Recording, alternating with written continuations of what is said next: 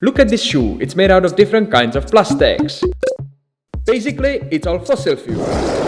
And its design doesn't allow to be chopped to pieces, so we could turn it into something new. So they're gonna end up most probably on landfill. And that sucks. These were my everyday shoes for the last season, and as you can see, I tried to fix them, but it doesn't really work.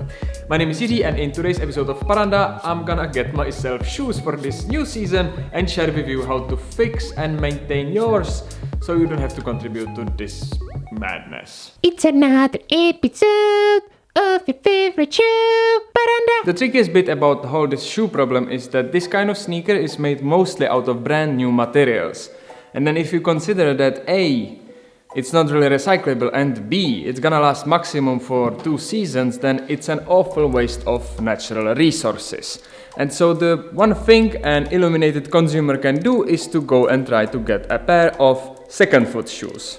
So we're gonna do just that and visit few of my most favorite charity shops here in Tartu.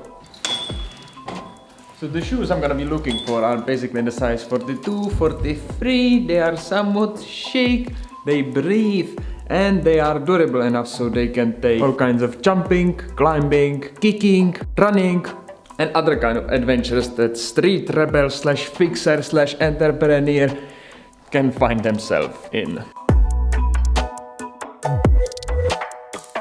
So the first shop we are visiting is Uuskasutuskeskus, but most of the shoes here are for girls. Second shop I wanted to visit is Point. It's actually one of my favorites because these ladies are so cute and they evaluate things according to the thickness of the thing. If it's thick, more expensive. It's even super Gore-Tex thing, but it's thin, €1. But they are closed because of the corona, so I'll go to the next one.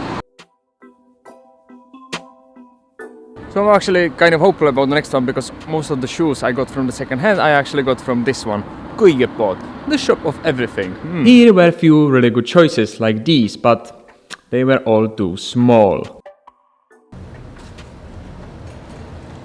These 3 charity shops were my best shot. So if I consider to buy new shoes, then what are the features to keep in mind so they would be durable and last as long as possible? To the internet! So I've done my research on Quora, Reddit and skate forums, and indeed there are some sneakers that tend to last longer than others. And here are the things that they have in common. Firstly, old design. Like these Adidases for instance were designed in 1949. All the designs are just foolproof and well tested. Back in the day things were actually meant to last. Secondly, its upper part is made usually from leather or suede or some other kind of durable material, and it's firmly glued to the inside of the soles. Or everything is all well integrated into itself, like these New Balances. And thirdly, and this is kind of obvious and really simple, the soles themselves are really thick.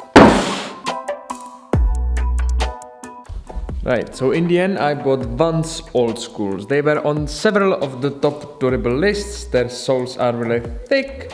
The uppers are made of suede and they are really old design, like from 70s. So what person with a lifestyle like me is supposed to do to make them last as long as possible? Here are 3 tips for maintaining your shoes. Rule number 1.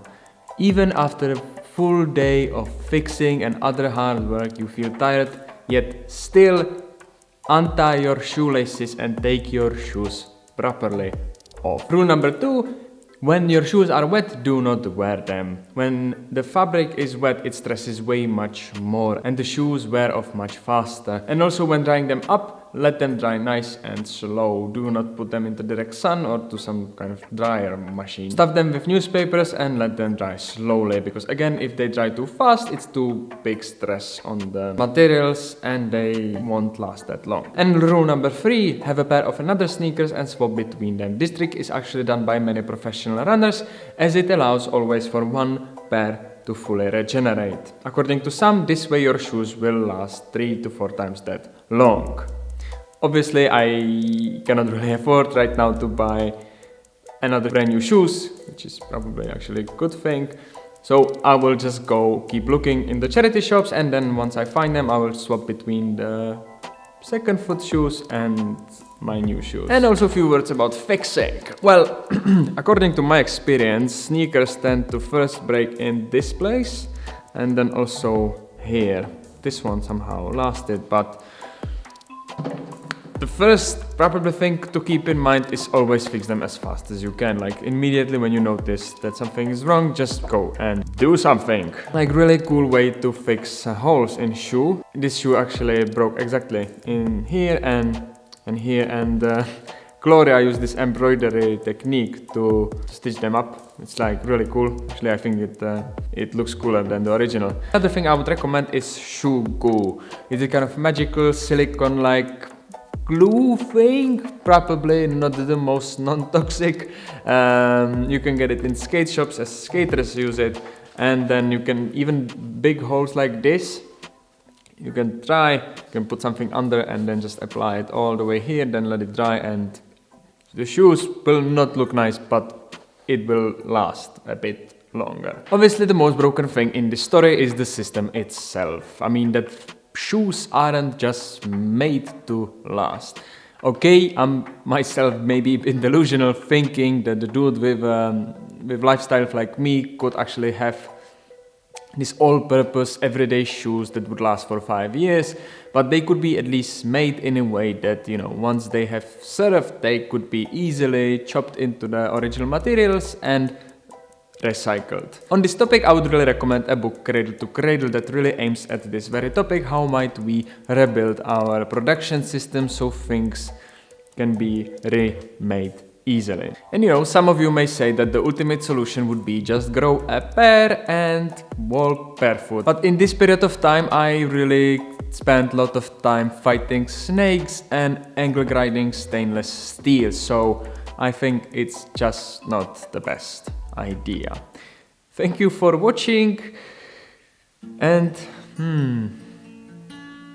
subscribe to this YouTube channel. It will make your life much better.